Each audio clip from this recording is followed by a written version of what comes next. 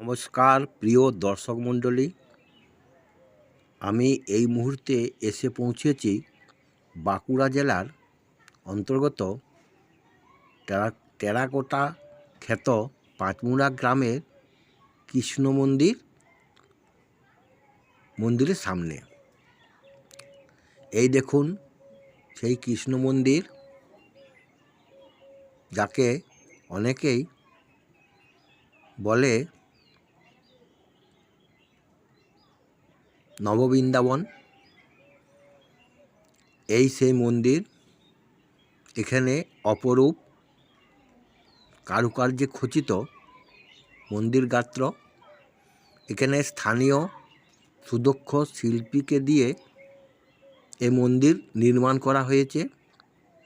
এখানে মন্দির গাত্রে বিভিন্ন দেবদেবীর ছবি এবং অপূর্ব সৌন্দর্যে মন্দিরকে সাজানো হয়েছে। মন্দিরে এইটি প্রবেশ পথ। এখান থেকে ভিতরে প্রবেশ করা যায়, যার বাইরেটা এত সুন্দর, তার ভিতরটা আরও অনেক সুন্দর হবে এই আশা করে আমরা ভিতরে প্রবেশ করছি। এখানে দেখুন সামনেই গণেশ, লক্ষ্মী এরকম দেবদেবীর ছবি মূর্তি গড়া আছে। প্রথমেই বলে রাখি, এই পাঁচমুড়া গ্রামে আসতে গেলে যদি হাওড়া থেকে বেরান তাহলে বিষ্ণুপুর হয়ে পাঁচমুড়ায় আসা যায়, আবার বাঁকুড়া থেকে তালডাংরা ভায়া পাঁচমুড়াও আসা যায়। এখানে যদি বাসে আসেন তাহলে পাঁচমুড়া স্টপেজে নেমে খানিকটা দূর টোটো করে আসলে বা হাঁটা পথে যদি আসেন তাহলে 10 থেকে 15 মিনিট সময় লাগবে, আপনারা এসে পৌঁছে যাবেন। এই দেখুন একটা গণেশ মূর্তি এখানে স্থাপন করা হয়েছে। এইটি দেখুন, এটি প্রবেশ পথ, আর এই দিকেও একটা গণেশ মূর্তি স্থাপন করা হয়েছে। এই প্রবেশ পথ দিয়ে ভিতরে প্রবেশ করলে এখানে বিভিন্ন দেবদেবীর মূর্তি সব কিছু দেখতে পাবেন। এই দেখুন, এইটি গণেশ মূর্তি। খুব সুন্দরভাবে এই মন্দির সাজানো এবং প্রত্যেকটি পর্যটককে দৃষ্টি আকর্ষণ করে। তাই অগণিত ভক্তজন এবং দর্শনার্থী এখানে এসে পৌঁছেছে। এইটি প্রবেশ পথ। এখানে একটি বিশ্রামাগার আছে। এই দেখুন বাঁ ধারে এখানে মানুষজন বিশ্রাম নিতে পারে। এখানে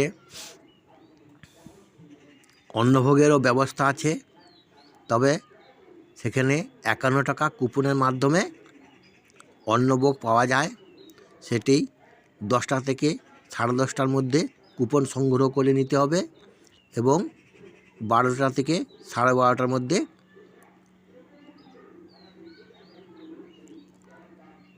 অন্নভোগ পাওয়া যাবে। দেখুন এই মন্দিরের ভিতরকার অংশ। এখানে আমরা মন্দিরের ভিতরে প্রবেশ করেছি। এখানে সুন্দর একটি আটচালা আছে। বিভিন্ন মূর্তি খোদাই করা আছে মন্দির আটচালার গাত্রে। উপরে বিশ্বরূপ শ্রীকৃষ্ণের বিশ্বরূপ দর্শনের ছবি খোদাই করা আছে। এই দেখুন এই শ্রীকৃষ্ণের বিশ্বরূপ আপনারা দেখুন। এর ভিতরে ছোট ছোট প্লেটে অনেক কাহিনীচিত্র খোদাই করা আছে। এখানে রামায়ণ গান হয় এবং সন্ধ্যার সময় সন্ধ্যা আরতি হয়। এখন আমি আপনাদের মন্দির মন্দিরের মন্দির সংলগ্ন বিভিন্ন জায়গায় ঘুরে ঘুরে দেখানো হচ্ছে। আপনারা সম্পূর্ণ ভিডিওটি দেখুন। দেখে আপনাদের যদি ভালো লাগে তাহলে একটি ভালো লাগা মন্তব্য করবেন, এবং যদি আপনাদের ভালো লাগে তাহলে চ্যানেলটি সাবস্ক্রাইবও করতে পারেন। আর তার সাথে একটা ভালো লাগা মন্তব্য আর একটা ছোট্ট করে লাইক। তাহলে বন্ধুরা, প্রিয় বন্ধুরা, আপনারা ভিডিওটি সম্পূর্ণ দেখুন। এখানে শুধু কৃষ্ণ মন্দির নয়, এখানে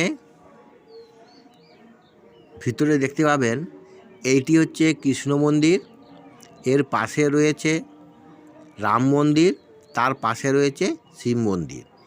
এই শিব মন্দির, রাম মন্দির আর কৃষ্ণ মন্দির, এই তিনটি ধারায় এই মন্দিরের নামকরণ হয়েছে ত্রিধারা মিলন মন্দির। এখানে ভক্ত সমাগমের মিলনে এই মন্দির প্রচুর ভক্ত সমাগম হয়েছে, এবং এতে মন্দির চত্বর ভিড়ময়। দেখুন, এই মন্দিরে অপূর্ব কারুকার্যে মন্দিরটি নির্মাণ করা হয়েছে। সামনে কৃষ্ণলীলার একটা অংশ তুলে ধরা হয়েছে, তার পাশেই রাম মন্দির এবং শিব মন্দির। এই তিন মন্দিরের সমন্বয়ে এই মন্দিরের নামকরণ হয়েছে ত্রিধারা মিলন মন্দির। এরপর দর্শক বন্ধুরা, আমরা এই তিনটি মন্দিরের ভিতরের অংশ দেখার জন্য আমরা এগিয়ে চলেছি। এখানে দেখুন, এটি রাম মন্দির, আর তার পাশেই আছে শিব মন্দির, আর তার পাশে একটি বট গাছ। এখানে কৃষ্ণ মন্দিরের ভিতরে অনেক কিছু দেবদেবীর মূর্তি খোদাই করা আছে, এবং কৃষ্ণের বাল্যলীলা পুরো খোদাই করা আছে। এবং এই ভিতরে আরেকটি মন্দির আছে, যেটি কালী মন্দির। মা কালী এখানে অধিষ্ঠান করছেন। অপূর্ব সুন্দরভাবে সাজানো আছে এই মন্দির। চলুন তাহলে ভিতরের অংশ দেখা যাক। এই দেখুন, এই সিঁড়ি বেয়ে আমরা উপরে উঠছি, এর ভিতরের অংশ। এবং এখানে মূল মন্দিরে, এটি হচ্ছে মূল মন্দির, এর গর্ভগৃহে আমরা প্রবেশ করছি। এখানে রাধা কৃষ্ণের মূর্তি আর দুপাশে গৌরনিতাইয়ের মূর্তিও আছে। অপূর্ব সুন্দরভাবে সজ্জিত এই তিনটি মূর্তি। তাই মন্দিরের গাত্রের ভিতরে আমি প্রবেশ করছি। প্রিয় দর্শক বন্ধুরা, আপনারা দেখুন এই মন্দিরের ভিতরের অংশ। এই সেই মন্দিরের ভিতরে আমি প্রবেশ করেছি। দেখুন, এই যে রাধাকৃষ্ণের মূর্তি, তার দুপাশে গৌরনিতাইয়ের ছবি অপূর্ব সুন্দরভাবে সাজানো, এবং মন্দিরের ভিতরে এই যে কাঠের কারুকার্যে সুন্দরভাবে মন্দিরে সিংহাসন তৈরি হয়েছে। এখানে দেখুন তিনটি অংশ আছে, মাঝে আছে রাধাকৃষ্ণের মূর্তি, আর দুপাশে গৌরাঙ্গ মহাপ্রভু এবং নিতাইয়ের ছবি। এই দেখুন এই মন্দিরের ভিতরের অংশ। এখন আপনারা ভিডিওটি সম্পূর্ণ দেখুন, দেখে আপনাদের ভালো লাগবে। তাহলে বন্ধুরা, চলুন দেখা যাক এখানে আমরা কী কী আপনাদের দেখাতে পারি। মন্দিরের চারপাশে ঘুরে ঘুরে আপনাদের সব কিছুই দেখাচ্ছি, আপনারা দেখতে থাকুন।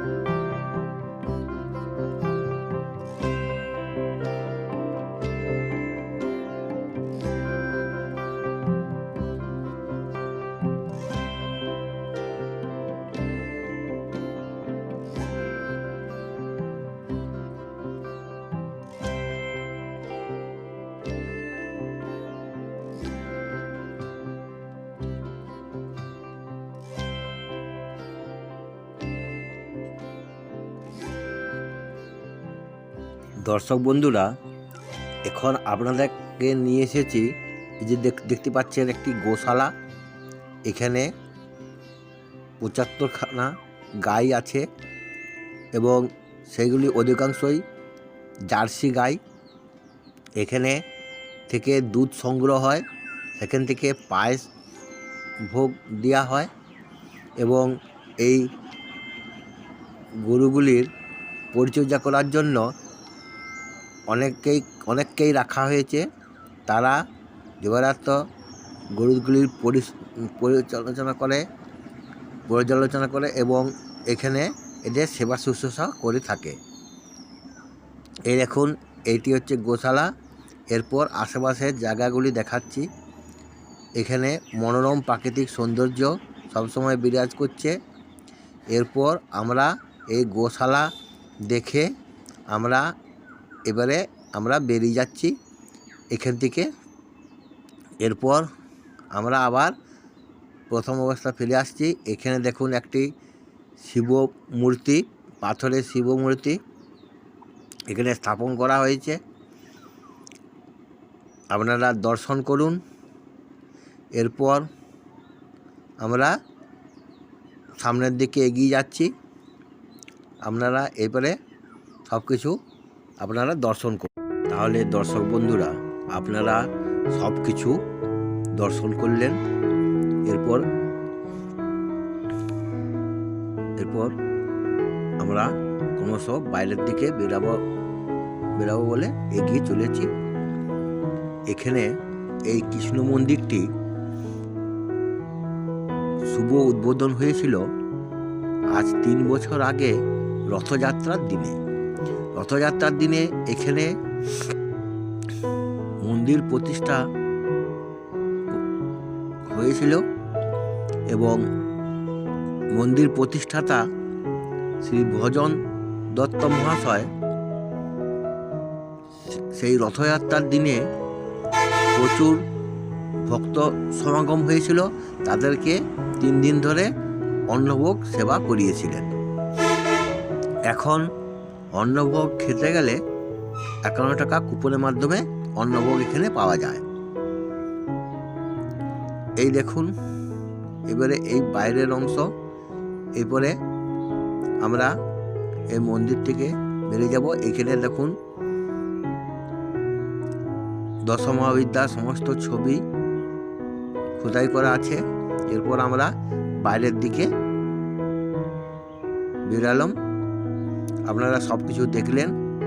তো এই আপনাদের এখানে এই ভিডিওটি দেখিয়ে কতটা আনন্দ দিতে পারলাম তো আমি জানি না। তবে যদি ভিডিওটি ভালো লাগে তাহলে চ্যানেলটি সাবস্ক্রাইব করে দিবেন এবং একটি লাইক দিবেন আর সাথে ভালো লাগা মন্তব্য। তাহলে দর্শক বন্ধুরা, এখানেই ভিডিওটি